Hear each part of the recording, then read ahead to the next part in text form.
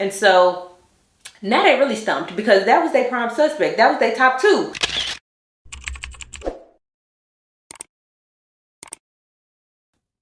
Hey y'all, welcome or welcome back to my channel. My name is Janae, if you didn't know, and today's video is another true crime episode. So if you're ready, let's go. All right, y'all. So I did my nails this morning and I woke up really early. So I was like, let me just get them done really quickly. However, it wasn't really quickly. I spent so much time doing these nails. I really thought it was gonna be quick, and I really don't know why I do that to myself, because I really feel like I be feeling like I can do a French tip in like record time, but every time I decide to do a French tip, it takes me way longer than I anticipate. So I should already anticipate it taking a long time, but I never do. So I guess I'd be setting myself up for that one. But nonetheless, I think they're super cute. If I can find it, I'll put the inspiration picture, or, pretty much the copycat, because I straight up copied them. But yeah, as y'all can see, I am in my secondary filming location because the kids are out for spring break. So here we are in the secondary filming location. So yeah, there's that on that. And other than that, we just gonna go ahead and hop right into today's case. So Nova Henry was born on July 28th, 1984 to her mom, Yolande, and her father, Stanley Henry. And she was the oldest of three kids. She'll have a younger brother named Ryan and a younger sister named Jillian. And while I don't know too much about her life growing up, I do know that she attended Thornwood High School. And in high school, she was on the pom-pom squad. And it was on this pom-pom squad that you could see that Nova had a real passion for dancing. She was so energetic, so bubbly, and she gave it her all every single time. And it was also at Thornwood High School that Nova would meet a very good friend who ended up turning into her high school sweetheart, Eddie Curry.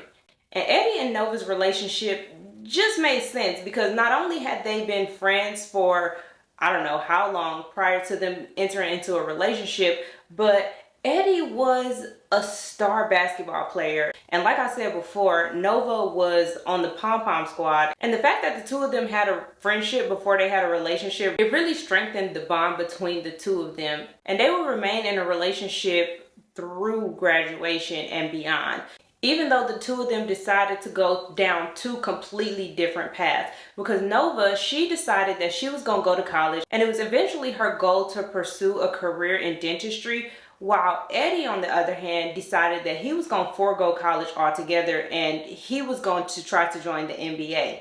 And Nova was right there by his side when he was drafted 4th overall pick by the Chicago Bulls in the 2001 NBA draft. So like I said, two completely different paths, but they decided to go down those paths with each other.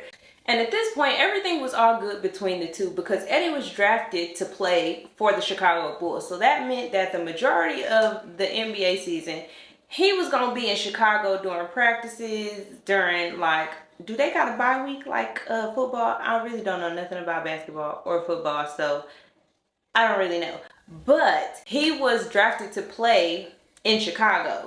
So aside from the occasional away games that he would be playing at, he would pretty much mostly be in Chicago, I think. But even so, even if he wasn't in Chicago the majority of the time, he was flying Nova out to be where he was sometimes while she wasn't in school, like let's say on the weekends or potentially when she had off for break or something like that. So the two of them, they was making their relationship work, okay? But as we all know, with the pro ball lifestyle comes a lot of temptations and a lot of groupies. And Eddie was not above this. And so Eddie did end up cheating on Nova. And he cheated on Nova with this woman named Corey.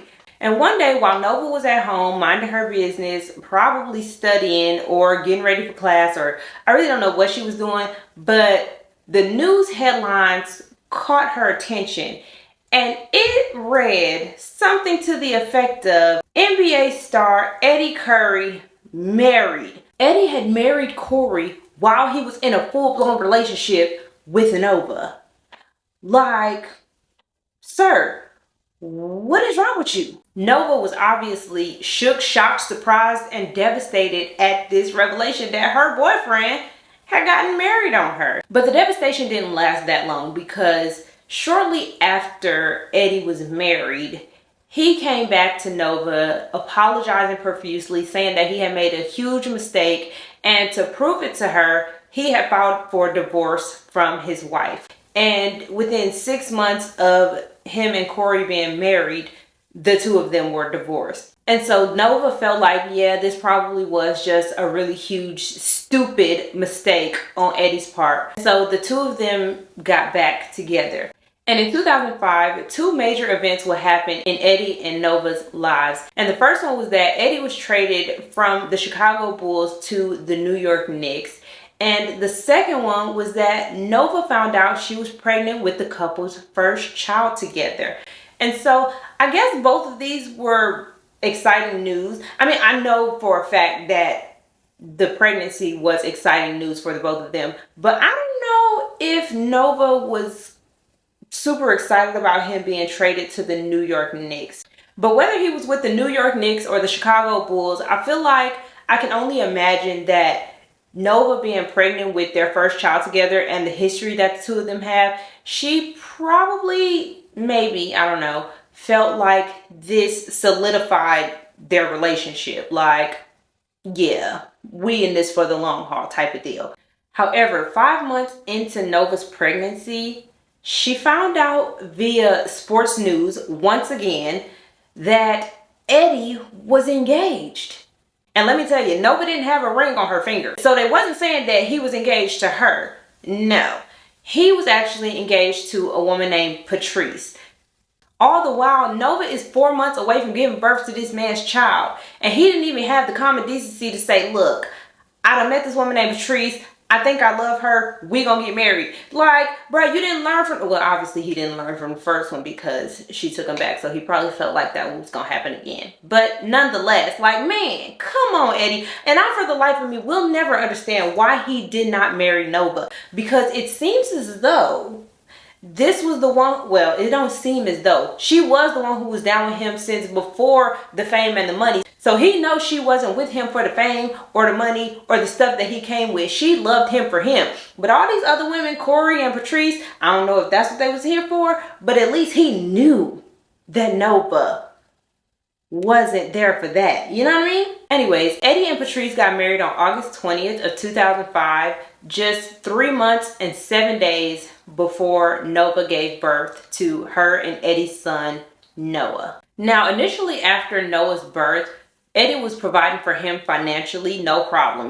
It wasn't a big deal. However, over time, that started to kind of dwindle down, and I don't know if it stopped or if it was just like significantly less to the point where it's like, are you even trying? But nonetheless, whatever it was, whether it was significantly reduced or it was stopped, Nova felt like the contribution wasn't contributing, right? And so she decided to hire a lawyer. And this lawyer's name was Frederick Goings. And it was said that Frederick was a very good lawyer. And that proved to be true in at least Nova's case, because he indeed helped her win her child support case. And Eddie was ordered by the court to start paying monthly child support payments to Nova for Noah. However, after the dust had settled, after everything was said and done, Nova decided to spin the block on Eddie, because the two of them was in the type of relationship where no matter what happens or no matter who we with, we always gonna fool with each other type of deal. And that's exactly what happened. Nova and Eddie started messing around again, even though Eddie was married to Patrice. And Nova knew this, but like I said, it was one of those relationships where no matter who we with, you're my person. And I'm not saying that it's right, but sometimes people really do just have that one person that they always gonna spin the block on no matter what.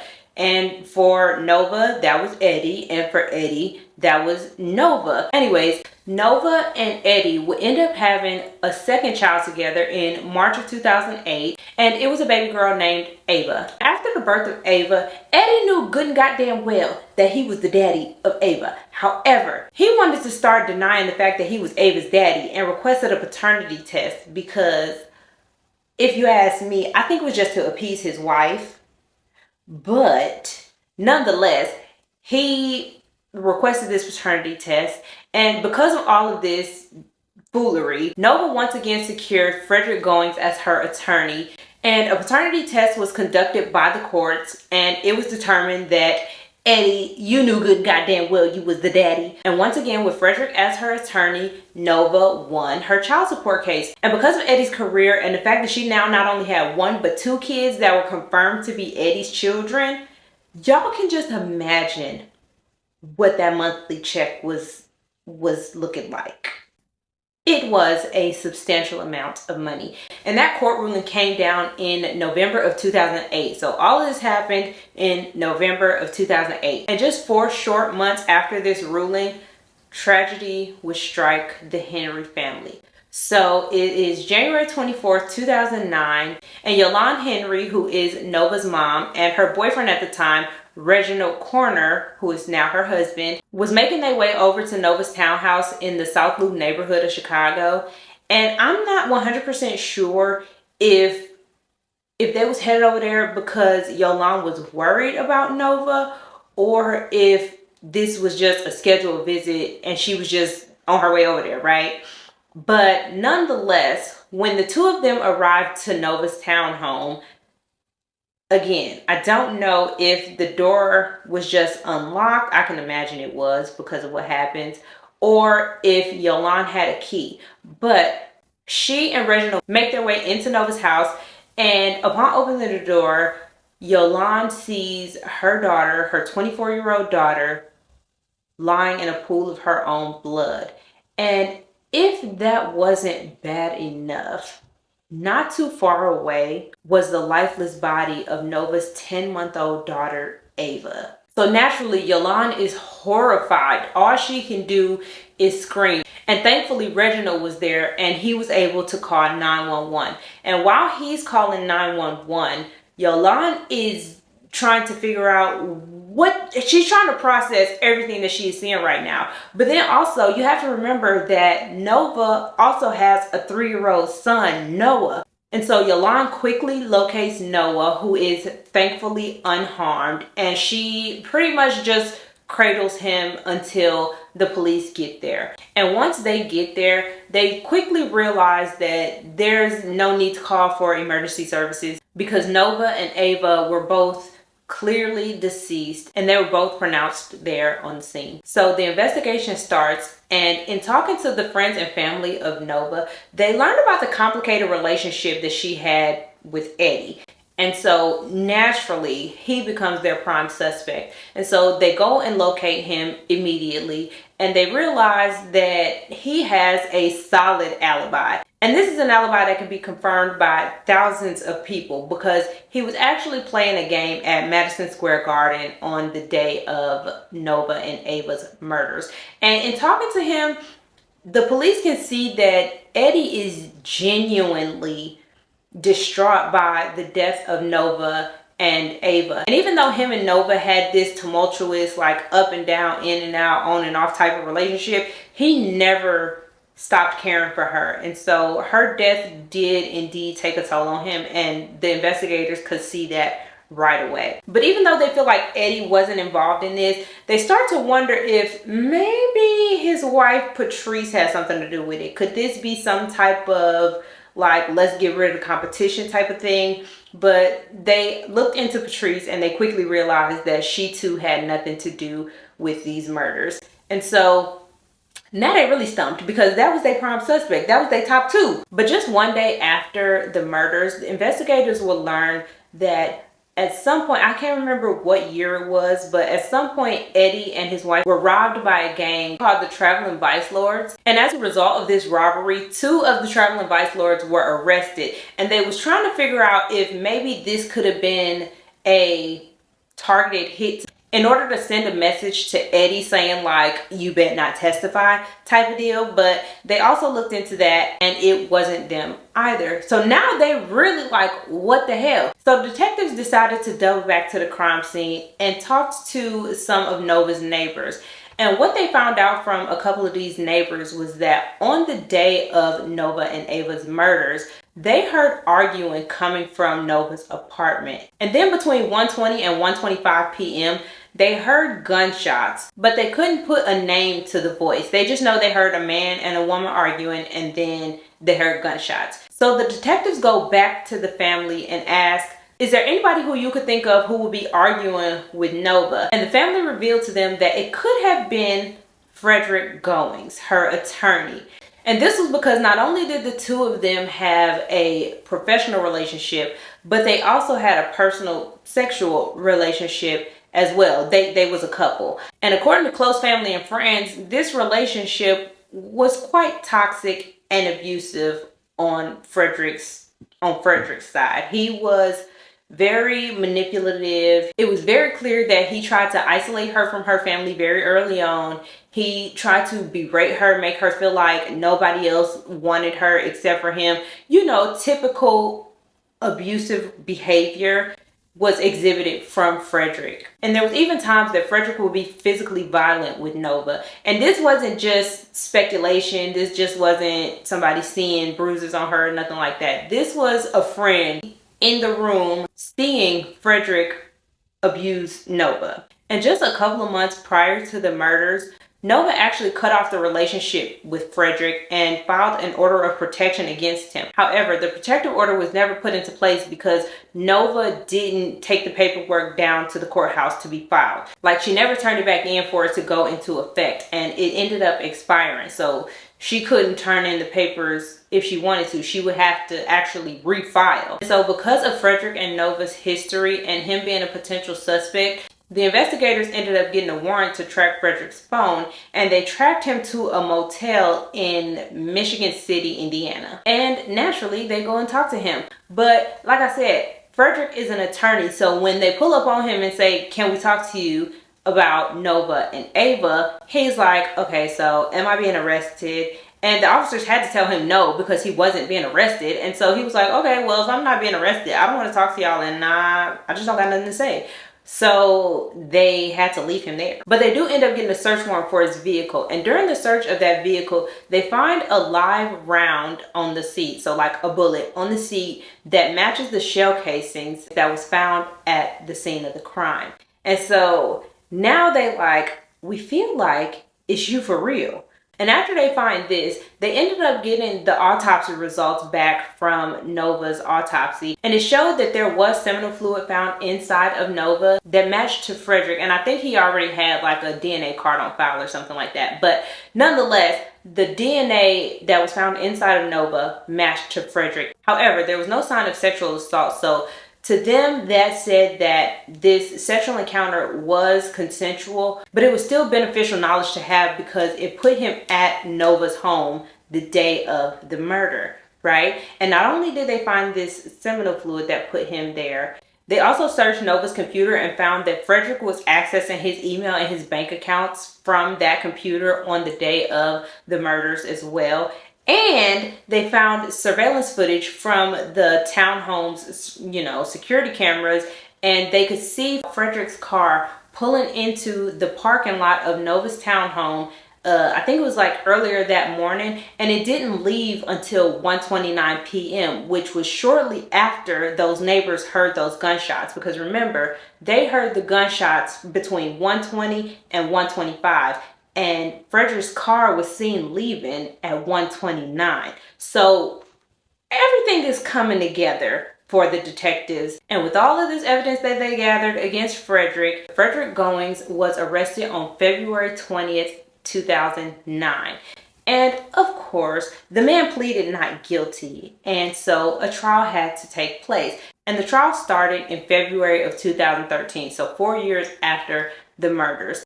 And the prosecution presented the theory that on the day of the murders, Frederick came over to Nova's house and pleaded with her to hear him out and talk to him just one last time. And with the forgiving nature that Nova had, she decided to hear him out. So she let him in the house where they started to talk. And at some point, Frederick convinced her to have sex with her one last time. And if you ask me, I feel like he got her on some, come on, it's my birthday, just one last time type shit. Because He was born on January 24th. I can't remember the year, don't really care the year, but it was his birthday that day. So I feel like he got her on like some come on for my birthday type of deal. And at some point after their sexual encounter, Frederick asked Nova to use her computer so that he could check his emails, check his bank account, do whatever it is that he needed to do for work. And she let him use his computer. And while he was on her computer, he saw a legal document that Nova had actually hired a new attorney, and she had planned on contesting her attorney fees from her previous child support case that Frederick was her attorney for. And the amount of the contested fees was $24,000. And when Frederick saw this, that's when he flipped his shit. And this is what incited the argument that the neighbors heard. And at some point during this argument, Frederick brandished a gun. And this is when Nova grabbed Ava and tried to flee pretty much. And while she was running from the bedroom to the front room, Frederick shot Nova multiple times in her back. And since she was holding Ava, the shots that went through her back also hit Ava as well. And Nova ended up collapsing in the living room with baby Ava in her arms. And then Frederick just fled the property. He just left, leaving 3-year-old Noah in there with his deceased or dying, because we don't too much know if both of them passed away right away. But with his deceased or dying mom and sister. And so like I said, that's what the prosecution theorized happened. Now for the defense. They pretty much said that y'all can't prove nothing because there was no murder weapon ever found and there were no witnesses. Nobody saw him do it. So that's it. He didn't do it. But what the defense didn't account for was the fact that Noah actually did see it happen and he did know who did it. And he told his grandma Yolande that Frederick did this to Mommy and Nova. And the judge actually allowed Yolande to testify on Noah's behalf that he saw it, this is who he saw do it, and yeah. And ultimately, the jury sided with the prosecution and they found Frederick Goings guilty of the murders of Nova Henry and Ava Henry Curry. And he was sentenced to life in prison without the possibility of parole. And can you just imagine being an attorney making tens of twenties of thousands of dollars per case and you decide to kill somebody for $24,000 and now you just making license plates for 95 cents an hour? Tragic. I don't feel bad for you, player. But really though, the saddest part of this entire case is that Nova and Ava, and I mean especially Ava, had so much more life ahead of them. And I don't doubt that Nova would have lived up to her name and been a true star at whatever it was that she decided to do, whether it was deciding to go back to college and pursue a degree in dentistry, whether she decided to pursue dancing again, teach dance, whatever it was that Nova chose to do with her life, I'm pretty sure that she would have excelled at it. It was said that she was already an amazing mother with a bubbly personality, outgoing, just lit up any room. Like, it was really hard to not like Nova. And if you didn't like Nova, it's probably something wrong with you. And baby Ava, she just never even got a chance to really live life. But it's been said that in the 10 short months that she did have on this earth, she had a huge impact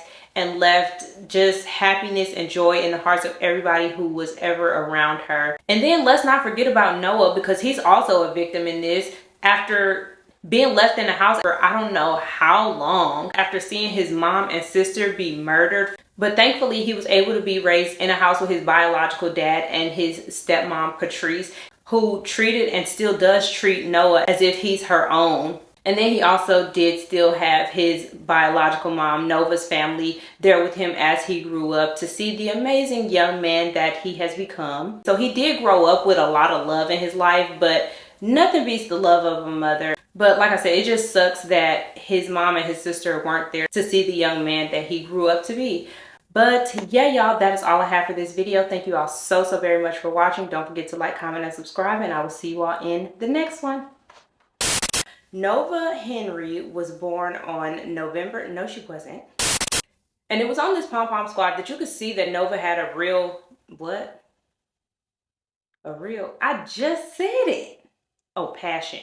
And she was going to try to further her career. No, she decided that she was going to try to further her education and eventually become, and eventually she, so like I said, two completely different paths, but the yes, dear, come here. Yes, baby. Oh, what happened? Come here. What happened? Oh, okay. Marsha, what happened? My nose hurt. But why?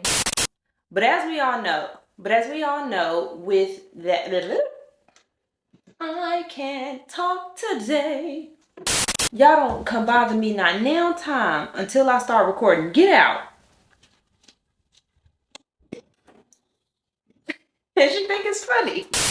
And the first one was that Eddie was drafted new. And the first one was that Eddie was drafted. No, not drafted. He was drafted in 2001, child. And Yolanda Henry, who is Ava's mom, no, it's Nova's mom, were robbed by a gang called the Traveling Vice. Saying this without laughing, bro. Because I'm a G, folks. Stop playing with me. I'm not a G, but I'm from Milwaukee, though. And if you know, you know. But I'm not like Jenny, though. I play too much, and I'm not putting that in. I'm not, because I'm not a G. They're not about to come for me. The investigators ended up getting a warrant to track Frederick. The investigators ended up getting a warrant to track it. And it showed that there was seminal fluid found inside of Nova that matched. Damn, I forgot his name that fast. Frederick. And they could see Frederick's car pull into the parking lot of Nova's townhouse and pull into the